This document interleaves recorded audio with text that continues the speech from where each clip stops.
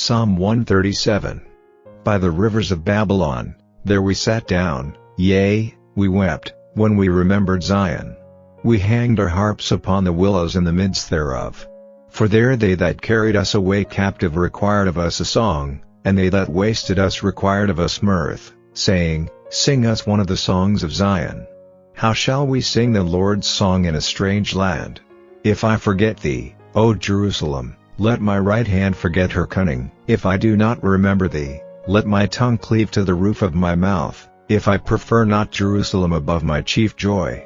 Remember, O Lord, the children of Edom in the day of Jerusalem, who said, raise it, even to the foundation thereof. O daughter of Babylon, who art to be destroyed, happy shall he be, that rewardeth thee as thou hast served us. Happy shall he be, that taketh and dasheth thy little ones against the stones. Psalm 138. A Psalm of David. I will praise thee with my whole heart. Before the gods will I sing praise unto thee. I will worship toward thy holy temple, and praise thy name for thy loving kindness and for thy truth, for thou hast magnified thy word above all thy name. In the day when I cried thou answeredst me, and strengthenedst me with strength in my soul. All the kings of the earth shall praise thee, O Lord, when they hear the words of thy mouth. Yea, they shall sing in the ways of the Lord, for great is the glory of the Lord. Though the Lord be high, yet hath he respect unto the lowly, but the proud he knoweth afar off. Though I walk in the midst of trouble, thou wilt revive me. Thou shalt stretch forth thine hand against the wrath of mine enemies, and thy right hand shall save me. The Lord will perfect that which concerneth me. Thy mercy, O Lord, endureth forever. Forsake not the works of thine own hands. Psalm 139. To the chief musician, a psalm of David. O Lord, thou hast searched me, and known me. Thou knowest my downsitting and mine uprising, thou understandest my thought afar off. Thou compassest my path and my lying down, and art acquainted with all my ways. For there is not a word in my tongue, but, lo, O Lord, thou knowest it altogether. Thou hast beset me behind and before, and laid thine hand upon me. Such knowledge is too wonderful for me, it is high, I cannot attain unto it. Whither shall I go from thy spirit? Or whither shall I flee from thy presence? If I ascend up into heaven, thou art there. If I make my bed in hell, behold, thou art there. If I take the wings of the morning, and dwell in the uttermost parts of the sea, even there shall thy hand lead me, and thy right hand shall hold me.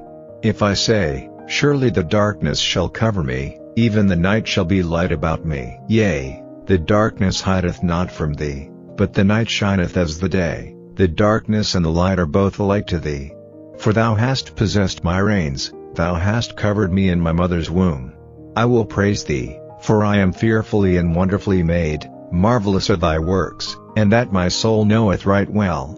My substance was not hid from thee, when I was made in secret, and curiously wrought in the lowest parts of the earth. Thine eyes did see my substance, yet being unperfect, and in thy book all my members were written, which in continuance were fashioned, when as yet there was none of them. How precious also are thy thoughts unto me, O God! How great is the sum of them! If I should count them, they are more in number than the sand. When I awake, I am still with thee. Surely thou wilt slay the wicked, O God. Depart from me therefore, ye bloody men, for they speak against thee wickedly, and thine enemies take thy name in vain. Do not I hate them, O Lord, that hate thee? And am not I grieved with those that rise up against thee? I hate them with perfect hatred, I count them mine enemies.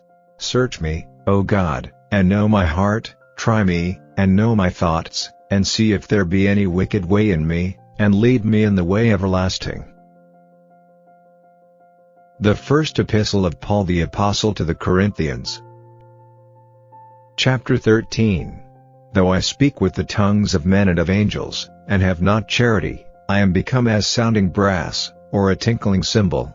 And though I have the gift of prophecy, and understand all mysteries, and all knowledge, and though I have all faith, so that I could remove mountains, and have not charity, I am nothing.